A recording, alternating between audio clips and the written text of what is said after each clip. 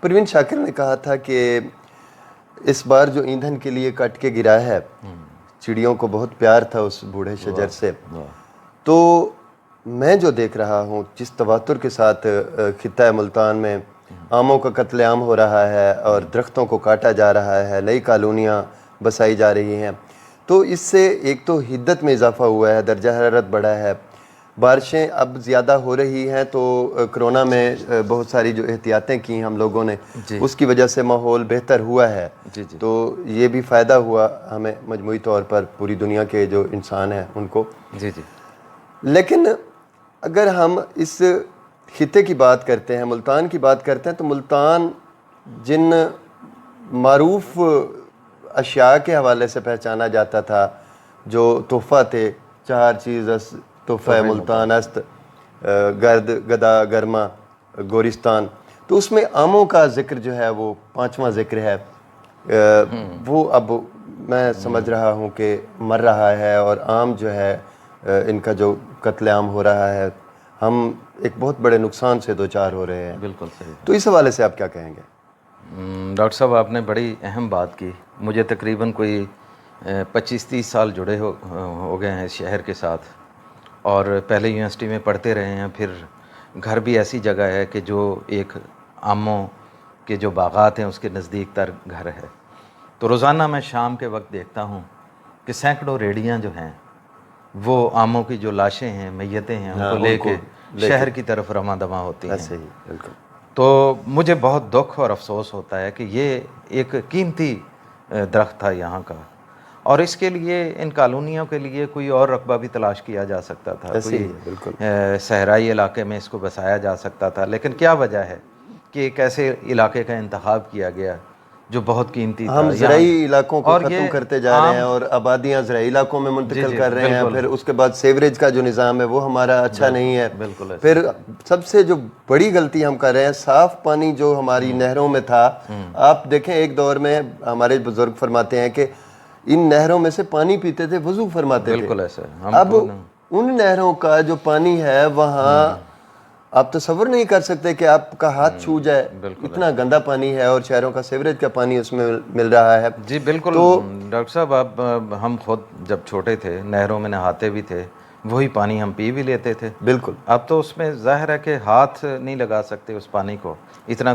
اچھا، آپ نے یہ بات کی تو میں نے ایک چھوٹا سا ایک ناظرین مائکرو یہ جو فکشن ہے کہنا چاہ رہے ہیں میں سمجھ گیا ہوں. ماحول کے حوالے سے مائکرو فکشن کے حوالے سے آج کل جو ہے ادب تخلیق کیا جا رہا ہے، اور مائکرو فکشن کے حوالے سے برگد ہے یہ میرا پیش کرنا چاہ رہے ہیں ڈاکٹر صاحب. جی فرمائیں. اب وہی جو آپ بات کر رہے تھے تو میرے ذہن میں آیا تو میں نے کہا جی آپ کو سنا دیتے ہیں.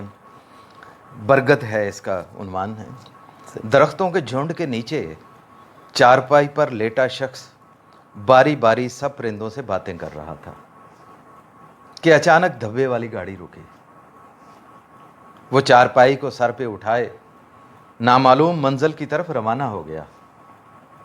درخت کٹنے لگے تو پرندے بھی ایک ایک کر کے رخصت ہوئے. آخری درخت پر لگا شہد کی مکھیوں کا چھتا ہجرت کے لیے مجبور ہوا تو قریبی بستی میں نیم کے درخت سے بیٹھنے کی اجازت چاہی. درخت نے عذر پیش کیا کہ میرے نیچے بچے کھیلتے ہیں، ایک بوڑھی عورت اپنی بھینس بھی میرے نیچے باندھتی ہے، تمہارے آنے سے وہ خوفزدہ رہیں گے. شیشم، کیکر اور چھری نے بھی کچھ ایسے ہی عذر پیش کیے. مکھیاں اڑتی اڑتی بستی کے وسط میں پہنچی ہی تھیں کہ برگد نے اپنے بازو کھول دیے. واہ واہ واہ، بہت خوب بہت خوب.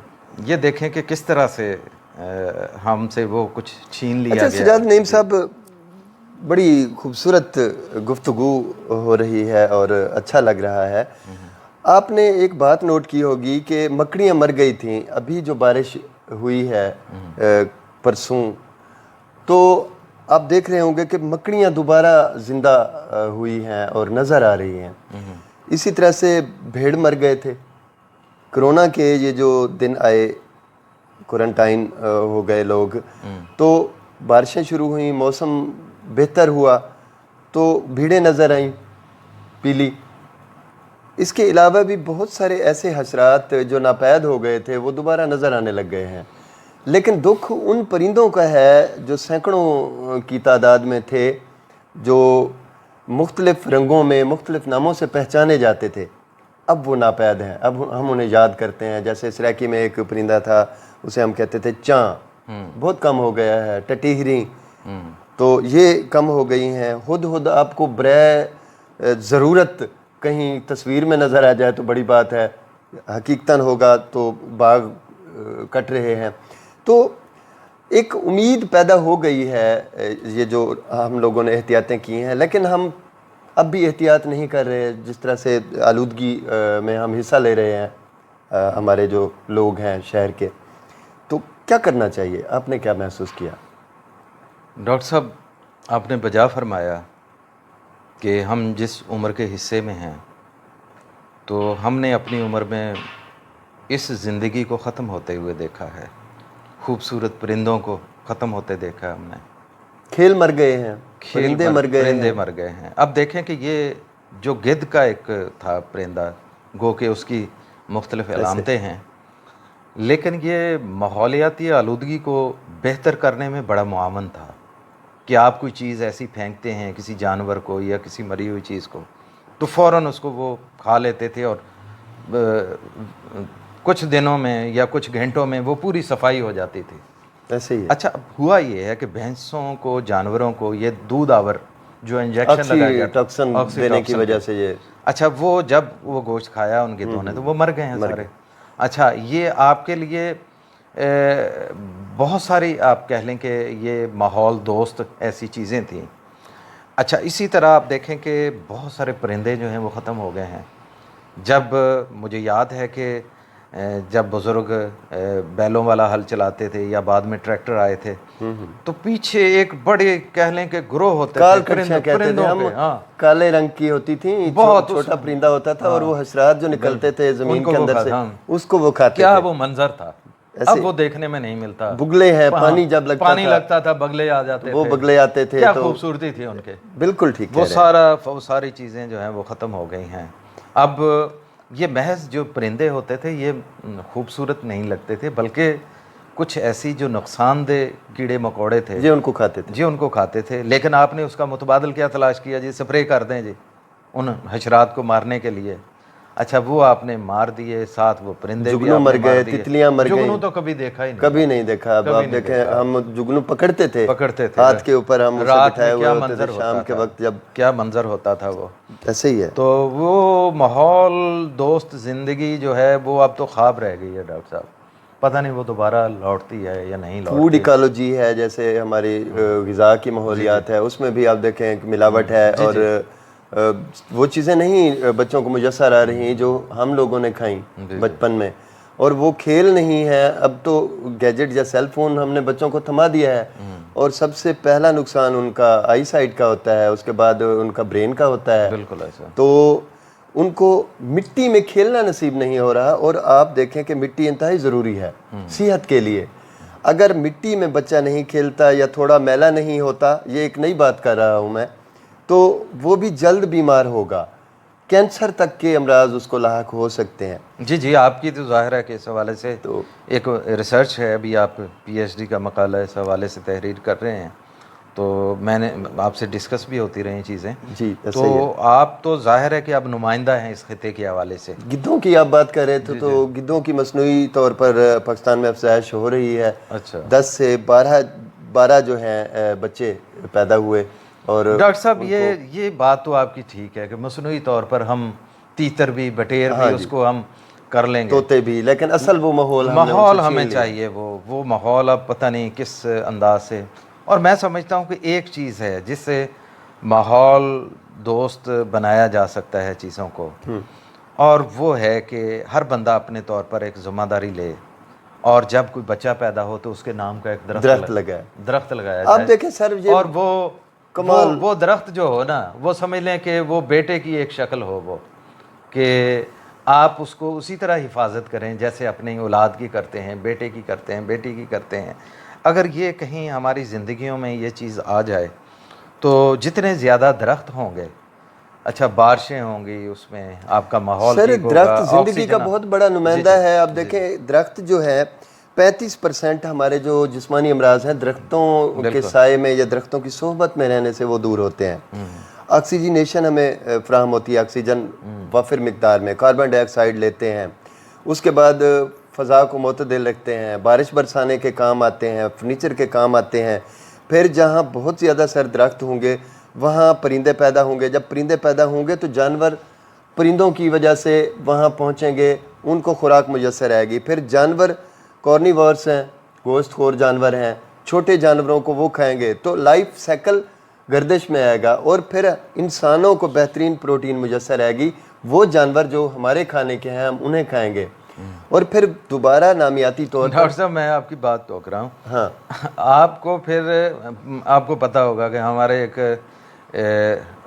وہ ہوتا تھا اپنا کھیل ہوتا تھا، دیہاتی کھیل تھا جی ایک، جی اس کو ہم کہتے تھے لکڑی تماشا. لکڑ ڈاٹ، لکڑی تماشا سرائکی میں ہمارے، ہم، ہاں لکڑی تماشا. اچھا اس کا درخت کے ساتھ تعلق تھا. بالکل درخت کے اوپر تو آپ کو چڑھ ایسے جاتے تھے. کھیل جو ہیں وہ بھی متعارف کروانے پڑیں گے جو درختوں کے ساتھ جڑے ہوئے ہیں. بالکل بالکل صحیح. جب آپ اس طرح کی چیزیں آپ کروائیں گے، درختوں پہ ہم نے چڑھنا وہ ہے، ایکو سسٹم ہی درختوں چھین پہ لیا. جھولے ہیں، تو جب تک یہ چیزیں آپ متعارف نہیں کروائیں گے، لوگوں کی دلچسپی نہیں ہوگی، تو ظاہر ہے کہ پھر مشکل ہو جائے گا. ایکو سسٹم جو ہوتا ہے نا سر، وہ اس طرح کا نظام ہوتا ہے جس میں جتنے بھی زندہ جاندار ہیں، زندہ نامیات ہیں، ان کا باہمی ایک تعلق، ایک جڑت اس ماحول میں زندہ رہنے کے لیے جو ان کی ضروریات ہیں وہ بھی انہیں میسر ہوں.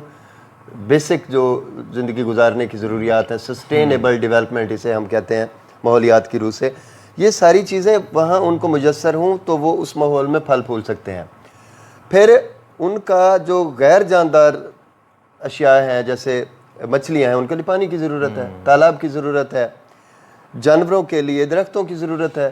تو ان ساری چیزوں کی جو جڑت بنتی ہے تو وہاں جیسے مینڈک ہے، جس ماحول میں رہے گا پانی ہے، پانی صاف ہونا چاہیے، وہاں نمکیات کا تناسب ٹھیک ہونا چاہیے، پولوشن نہیں ہونی چاہیے، اس میں گندا پانی شامل نہیں ہونا چاہیے، ورنہ مینڈکوں کی نسل ختم ہو جائے گی.